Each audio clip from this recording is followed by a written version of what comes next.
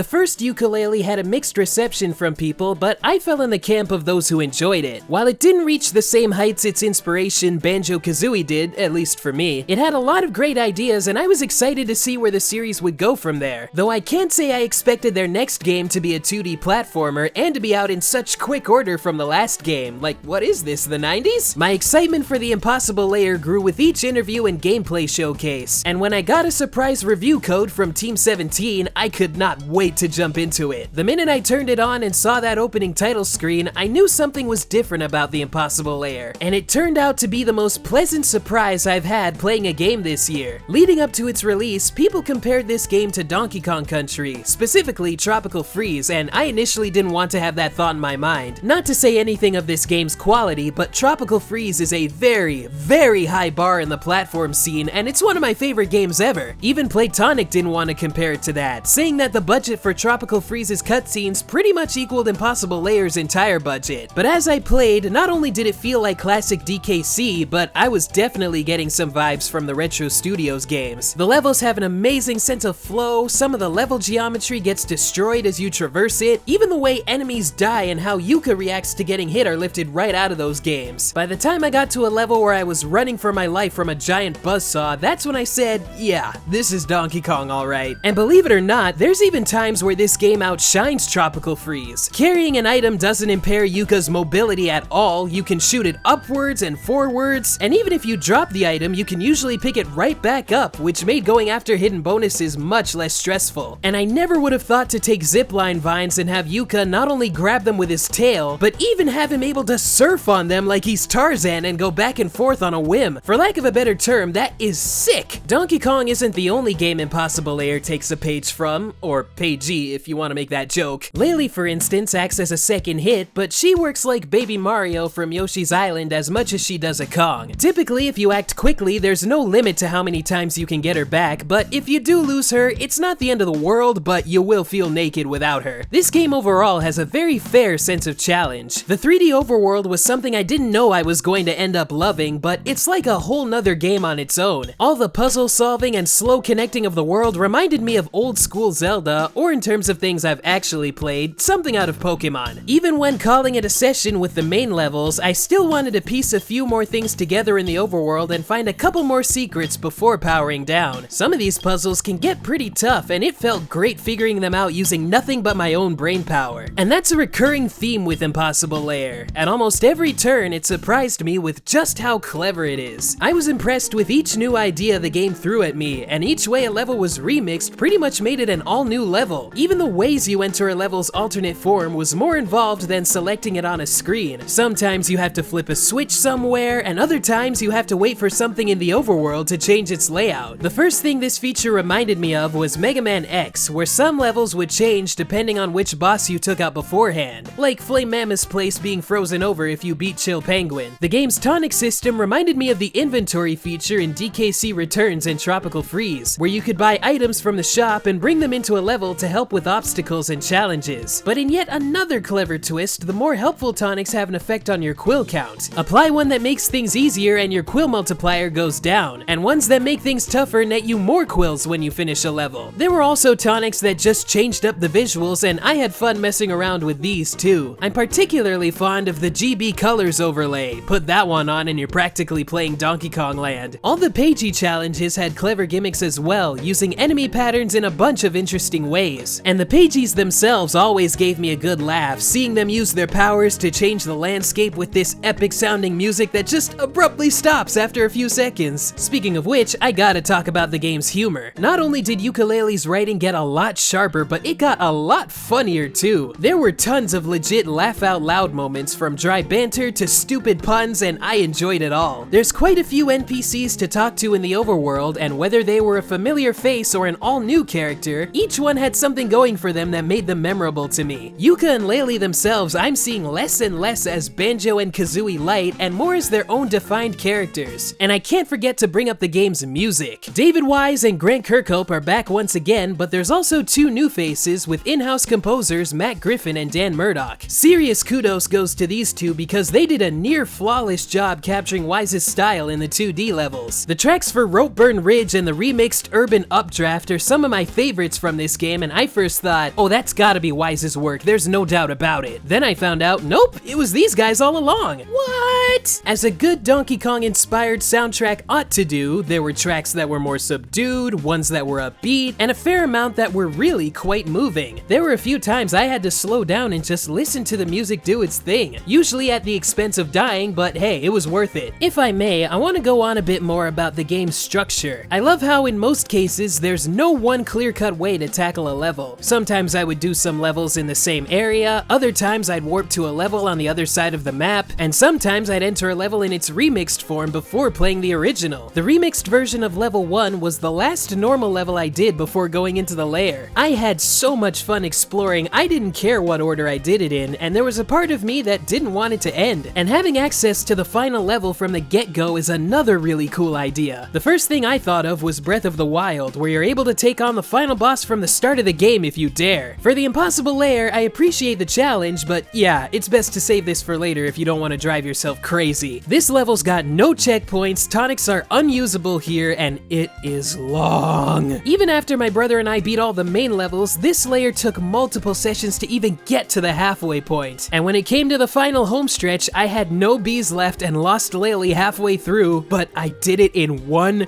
go. I don't know how I pulled it off, but after doing it, I felt a sense of accomplishment that doesn't come along very often. It's safe to say this game was something else. Even though this isn't a proper sequel to the first Yooka-Laylee, Playtonic took what they learned from it and applied it here. And what came out of that is a much stronger game. I wasn't asking for a Donkey Kong Country successor because I frankly didn't think it could be done, but wouldn't you know it, Impossible Lair did the impossible. Not only did it hit that sweet spot, but it stands right up there with the Donkey Kong lineage. No small feat, I might add. This game is fantastic, and you guys should do yourselves a favor and play it. It's a game I didn't even know I needed right now, but I'm so happy it came out of nowhere and blindsided me the way it did. Playtonic has most certainly found their footing, as I hoped/knew they would, and I can't wait to see what they do in the future.